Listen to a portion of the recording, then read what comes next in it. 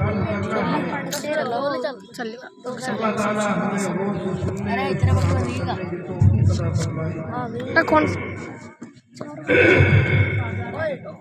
इस आयत करीमा के अंदर अल्लाह रब्बुल इज्जत ने इरशाद फरमाया है,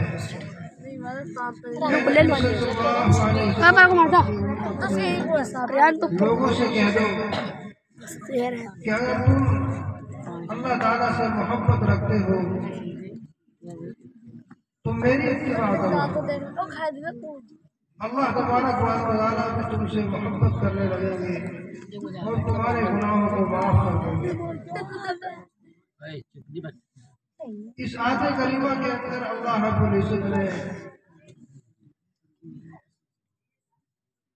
उन लोगों के लिए जो अल्लाह ताला से मोहब्बत का दावा करते हैं उसके सबूत के तौर पर ये मुतालबा किया है कि वो लोग हमारे नबी की सुन्नतों और तरीकों के अगर कोई आदमी दावा करता है कि मुझे अल्लाह ताला से मोहब्बत है तो उसे अल्लाह ताला के सबसे लाडले आखिरी नबी मोहम्मद सल्लल्लाहु अलैहि वसल्लम की जिंदगी के मुताबिक अपनी जिंदगी गुजारना होगा।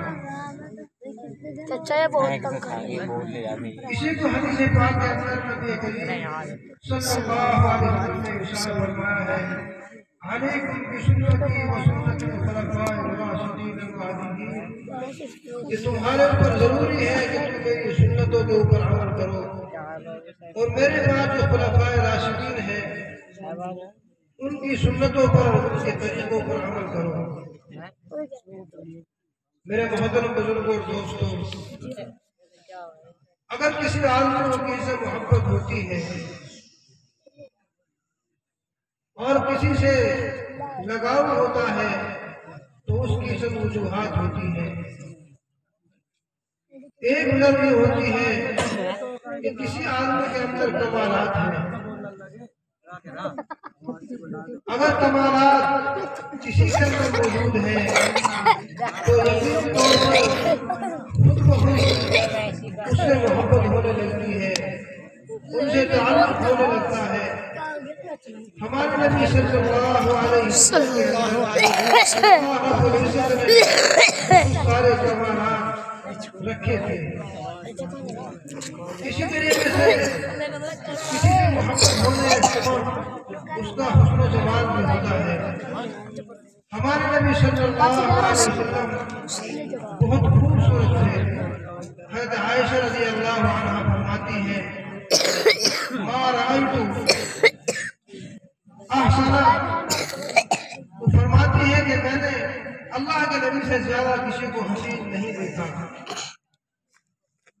अल्लाह के नबी सल्लल्लाहु अलैहि वसल्लम इंतहाई खूबसूरत थे।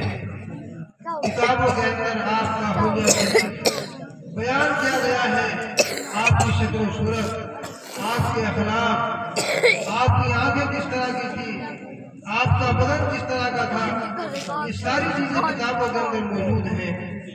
इसी तरीके से किसी आदमी का आला नस्ल का होना ये भी आदमी के ताल्लुक और मोहब्बत का सबब बनती है। अल्लाह के नबी सल्लल्लाहु अलैहि वसल्लम के अंदर वो सारी चीजें मौजूद थी कि जिससे किसी आदमी से मोहब्बत होती है। अल्लाह तबारक व तआला ने इस आयत करीमा में इसी बात को बयान फरमाया कि अगर कोई शख्स ये दावा करे कि मुझे अल्लाह ताला से मोहब्बत है तो उसे उस नबी की इत्तिबा करनी होगी जिसे मैंने बहुत सारे कमालात देकर भेजा है। मेरे मोहतरम बुजुर्गों और दोस्तों, आज हम अपनी जिंदगी पर गौर करें। मोबाइल को हिलावा ना और एक बार तो पीछे को ले दिया, आराम से पीछे को दिखाते हमारे माशरत, ठीक है, हमारे मामलात, दिखाते हमारे अखलाक और फिर हमारे बस किस अंदाज के हैं। हमारे यहाँ शादियाँ होती हैं, उनके अंदर कितनी फजूल खर्ची होती है। खाने के अंदर बहुत ज्यादा खाने को जाया करते हैं। इसी तरीके से बगैर किसी जरूरत के ब्याह शादियों में खर्च होते हैं। एक शादी में इतने ज्यादा इखराज होते हैं, खर्चे होते हैं। अगर اسی اخراجات کو اور انہی رقم کو غریب بچوں کی نکاح میں خرچ کیا جائے تو اسی ایک نکاح کی رقم سے بہت سارے غریب بچوں کے نکاح ہو سکتے ہیں۔ اسی طریقے سے آج کل جلسوں کے موقع پر جو بچے حافظ قرآن ہوتے ہیں، جو بچیاں نازا قرآن کریم مکمل کرتے ہیں، اس کے موقع پر بھی بہت ساری فضول خرچیاں ہوتی ہیں۔ خوشی منانا یہ شریعت میں ناجائز نہیں ہے، لیکن کسی بھی خوشی کے اندر زیادتی کرنا یہ شریعت میں اچھا نہیں ہے۔ اللہ کے نبی صلی اللہ علیہ وسلم کے زمانے میں بھی خوشی کے موقع پر خوشی منائی جاتی تھی اور غم کے موقع پر غم منایا جایا کرتا تھا۔ ہمارے نبی صلی اللہ علیہ وسلم کے 11 نکاح ہوئے ہیں۔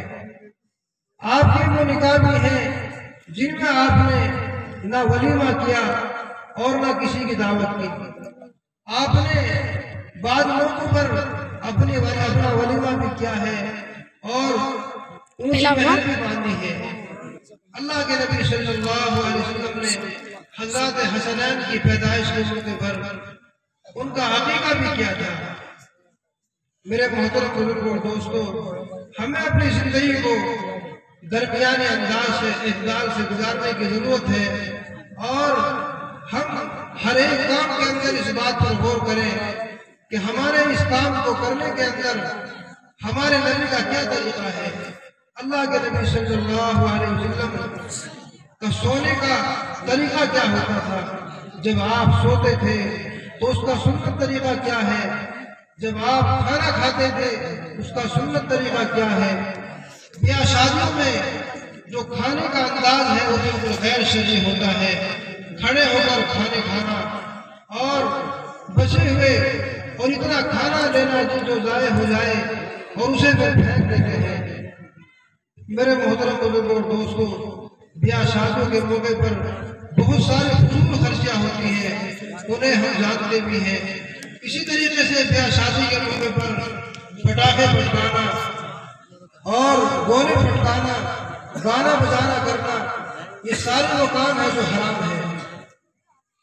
ایک حدیث میں فرمایا اللہ کے نبی صلی اللہ علیہ وسلم نے الغناء ينبت النبات في القلب كما ينبت الماء الزرع۔ آپ نے فرمایا کہ جس طرح سے کھیتی کے اندر پانی سے جان پیدا ہوتی ہے، اس کے اندر بڑھوتری ہوتی ہے، اسی طرح سے گانا سننے سے آدمی کے دل کے اندر نفاق پیدا ہوتا ہے۔ اگر بیاہ شادی کے موقع پر گانے بجانے کیے جائے اور بیاہ شادی کے موقع پر پٹاخے پھٹکائے جائے، گولے پھٹکائے جائے تو اس سے کتنے سارے نقصانات ہیں، اس کے اوپر شاید ہم نے کبھی غور نہ کیا ہو۔ میرے محترم، سب سے پہلی بات تو یہ ہے کہ جو مال انسان محنت سے کماتا ہے اس کو آگ کے اندر اور دھوئیں کے اندر ضائع کرتا ہے۔ دوسری بات یہ ہے کہ بیاہ شادی کے موقع پر جو گولے پھٹکائے جاتے ہیں، معلوم نہیں پڑوس میں کوئی بیمار ہے، کوئی پریشان ہے، کوئی موت ہو گئی ہے، کوئی تلاوت میں مشغول ہے، کوئی نماز میں مشغول ہے، بچے ہیں وہ پڑھنے میں مشغول ہیں، ان کا کتنا حرج ہوتا ہے۔ بہت چھوٹے بچے ہیں، جانور ہیں، درخت پر بیٹھے ہوئے پرندے ہیں، انہیں کتنی تکلیف ہوتی ہے۔ بعض مرتبہ وہ بے ہوش ہو کر گر جاتے ہیں، بعض مرتبہ وہ اٹھ جاتے ہیں، بے آرام ہو جاتے ہیں۔ جو ہماری یہ بیاہ شادیاں ہیں یہ ہمارے لیے نفع کے بجائے نقصان کا سبب بنتی ہے، اس لیے ہمیں بیاہ شادیاں سنت کے مطابق کرنی چاہیے۔ ایک حدیث میں فرمایا اللہ کے نبی صلی اللہ علیہ وسلم نے کہ وہ نکاح سب سے زیادہ برکت والا ہوتا ہے جس کے اندر خرچ کم سے کم ہوتا ہے۔ اس لیے ہمیں اپنی بیاہ شادیوں میں خرچ کم سے کم کرنا چاہیے اور ضرورت کے مطابق ہی کرنا چاہیے۔ اسی طریقے سے جلسے کے موقع پر دستار بندی ہوتی ہے، اس موقع پر خرچ کرنا اور دعوتیں کرنا، بہت سارے مہمانوں کو بلانا اور اسی طریقے سے ان کے اندر فضول خرچیاں کرنا، یہ شرعاً کہیں بھی ثابت نہیں ہے۔ خوشی کا ایک انداز، ایک موقع اور ایک حد ہوتی ہے، اسی حساب سے علماء سے معلوم کر کے اس کو کرنا چاہیے۔ इसी तरीके से अगर किसी की मौत हो जाए तो उस मौके पर बेजा खर्चे होते हैं। हमारे नबी से मौत के मौके पर, गम के मौके पर खाना पकाना और खाना भेजना साबित है। जब हज़रत जाफर रज़ी अल्लाह ताला अन्हु ग़ज़वा मौता में शहीद हो गए थे तो अल्लाह के नबी सल्लल्लाहु अलैहि वसल्लम ने खाना पकवा कर अपने घर भेजा था और ये फरमाया था कि उनके घर खाना भेज दो, इसलिए कि वो गम की वजह से खाना नहीं पकाएंगे।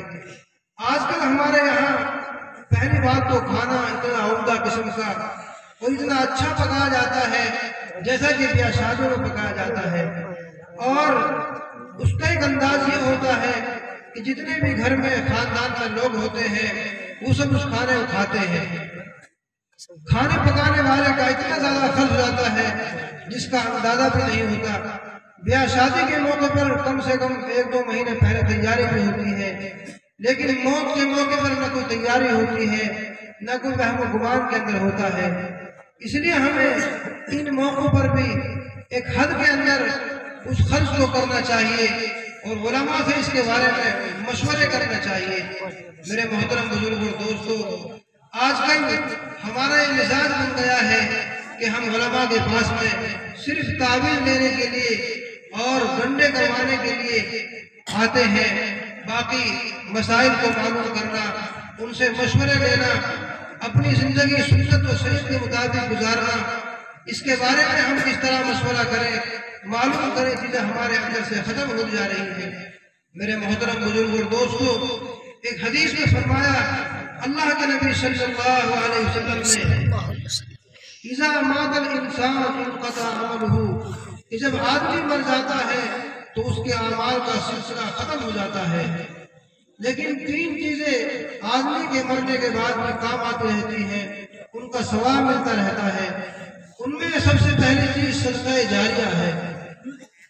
अगर हमने अपने कमाए हुए माल में से कोई ऐसा काम कर दिया जिससे सब लोग फायदा उठाएं, जब तक उससे फायदा उठाते रहेंगे उसका आदमी को सवाब मिलता रहेगा, उसमें कब्र में जाने के बाद भी सवाब मिलता रहेगा। किसी आदमी ने मस्जिदें बनवा दी, मस्जिद के अंदर तामीर में हिस्सा ले लिया, मदरसे की तामीर में हिस्सा ले लिया, मदरसे की तालीम में खर्च कर दिया, मदरसे के लिए किताबें मंगवा दी, कुरान करीम मंगवा दिए, या जो मदरसे की जरूरियात है उनके ऊपर खर्च कर दिया। क़यामत तक जब तक उसकी दी हुई चीज रहेगी उस वक्त तक आदमी को सवाब मिलता रहेगा, चाहे आदमी जिंदा हो या ना हो। इसी तरीके से नेक साले औलाद, अगर कोई आदमी अपनी औलाद को साले बनाए, उसे कुरान करीम पढ़ाए, इल्म दीन सिखाए, उसे नमाजी बना दे, आदमी के मरने के बाद भी उसका सवाब मिलता रहेगा, चाहे वो सवाब पहुंचाए या ना पहुंचाए। मेरे मोहतरम बुजुर्ग और दोस्तों, जो आदमी अपनी औलाद के लिए बहुत सारा माल जमा करके जाए, इकट्ठा करके जाए, लेकिन उस आदमी ने अपनी औलाद को नेक साले नहीं बनाया, कुरान करीम नहीं पढ़ाया, तो मेरे मोहतरम बुजुर्ग और दोस्तों, उससे ज्यादा खसारे के अंदर कोई नहीं है। हमें अपने बच्चों को जिस तरह से माल की फराहमी करनी है, उनके लिए जायदाद लेनी है, मुहैया करनी है, इसी तरीके से हमें उन्हें दीनदार भी बनाना है। कुरान करीम की आयत है, अल्लाह ताला फरमाते हैं, या अय्युहल्लज़ीना आमनू क़ू अनफुसकुम व अहलीकुम नारा, है ईमान वालों, अपने आप को और अपने अहल अयाल को जहन्नम की आग से बचाओ। मेरे मोहतरम बुजुर्गों और दोस्तों, हमारे ऊपर हमारी भी जिम्मेदारी है कि हम अपने अमाल को अच्छे बनाएं, आखिरत की फिक्र करें, आखिरत की तैयारी करें और अपने बच्चों का माहौल अच्छा बनाएं।